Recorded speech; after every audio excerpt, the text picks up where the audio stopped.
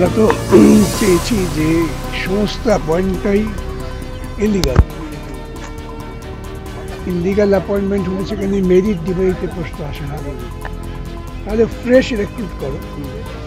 সেখানে জজের ধারণা ছিল ফ্রেশ রিক্রুট মানে আবার সবাইকে ডাকবে, সেটা ক্লারিফাই করলাম সবাইকে কেন, যারা তখন অ্যাপিয়ার করেছিল তাদেরই আবার চান্স দেওয়া হোক, তারা ফ্রেশ পরীক্ষা দিয়ে আসবে।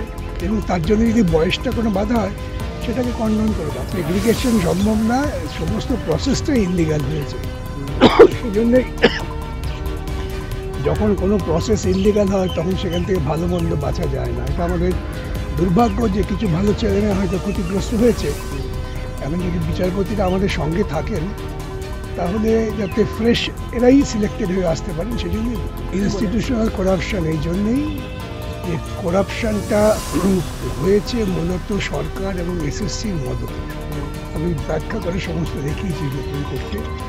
তারা আমাদের হঠাৎ করে সুপার নিউমারি পোস্ট তৈরি করতে গেল এবং সেই সুপার নিউমারি পোস্ট তৈরি করছে কি ইলিগাল অ্যাপয়েন্টেডদের বাঁচাবার জন্য। আমি যাদের নিয়ে অপরাধ করেছি তাদের বাঁচাতেই হবে, তা নাহলে কোনো সরকার কখনো ইলিগাল অ্যাপয়েন্টেডদের বাঁচাবার চেষ্টা করে, বরং বলে তুমি চলে যাও, তোমার জায়গায় ভালো লোক আসে।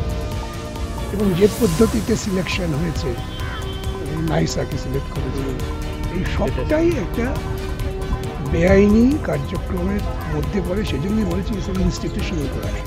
রাজ্য সরকারের তো এই যুক্তি প্রকৃতপক্ষে হচ্ছে যে আমরা দুর্নীতি করবো, চুরিচামারি করবো, তুমি আমাদের চুরিচামারিতে হাত দিও না। চুরি বাটপাড়িতে, চামারি না, মাফ করলাম, বাটপাড়িতে হাত দিও না। এখন প্রশ্ন হচ্ছে যাদের দিয়ে তুমি শিক্ষা দেওয়াচ্ছ তারা তো প্রজন্মের পর প্রজন্ম নষ্ট হয়ে যাবে। তারা তো জানবে যে আমার এই মাস্টারমশাই টাকা দিয়ে চাকরি পেয়েছিলেন, সেটা অনেক বড় ক্ষতি সমাজের। দেখা যায় যারা কম নম্বর পেয়েছে তারা চাকরি পেয়েছে, যারা বেশি নম্বর পেয়েছে তারা পায়নি। এবং সেটা যখন মহামান্য প্রধান বিচারপতির পর্যবেক্ষণে আনা হয় তখন প্রধান বিচারপতি বলে এসএসসিকে, সিনিয়র অ্যাডভোকেট জয়দীপ গুপ্ত যিনি এসএসসির হয়ে দাঁড়াচ্ছেন, যে আপনারা লিস্ট পাবলিশ করেছেন কিন্তু নাম্বার দেননি, এই নাম্বার দেননি বলে এই ম্যানিপুলেশনের সুবিধে হয়েছে। দেখুন, দুটো ওএমআর শিট হলো, আমরা সবাই জানি যে নাইসার দায়িত্ব ছিল ওএমআর স্ক্যান করার, কিন্তু নাইসা সেটা স্ক্যান না করিয়ে ডেটা স্ক্যানটেক নামক একটি কোম্পানিকে দিয়ে ওএমআর স্ক্যান করিয়েছিল। এবার সিবিআই দুটো ওএমআরই রিট্রিভ করেছে, যেটা নাইসার এমপ্লয়ি বানসারের কাছে ছিল এবং ডেটা স্ক্যানটেক, এবং দুটো যে ওএমআর সেটা কম্পেয়ার করে দেখা গেছে দুটোই সেম। এবং এতে প্রমাণিত যে ওএমআর যেটা বানসারের থেকে রিট্রিভ করা হয়েছে সেটা জেনুইন, সেখানে কোনো ম্যানিপুলেশন হয়নি। 10 তারিখ সমস্ত পক্ষকে শুনে উনি জাজমেন্ট রিজার্ভ করবেন, তারপর উনি ওনার ফাইনাল রায় জানাবেন।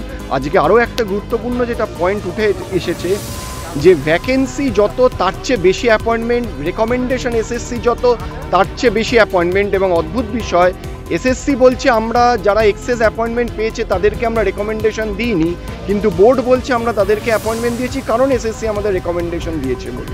বিকাশ রঞ্জন ভট্টাচার্যরা সম্পূর্ণভাবে ছাত্রছাত্রী কর্মপ্রার্থীদের ভবিষ্যৎ নষ্ট করে নিজেদের রাজনৈতিক হতাশার যে বহিঃপ্রকাশ সেইগুলো প্রকাশ করছেন। তারা চান না এটা সমস্যার সমাধান হোক, তারা চান না ছেলেমেয়েরা চাকরি পাক। কোথাও যদি কোনো ভুল হয়ে থাকে সেটাই তো চিরকালীন শেষ কথা হতে পারে না। কেউ যদি কোনো ভুল করে থাকে, মুখ্যমন্ত্রী নির্দেশ দিয়েছেন যাতে চাকরি হয় এবং কর্মপ্রার্থীরা বঞ্চিত না হন। এরা মামলা করে করে করে করে তাদেরকে বাধা দিচ্ছে, আটকে রাখছে এবং এই ইস্যুটাকে রাজনীতি নিয়ে করতে চাইছেন এই বিকাশবাবুরা।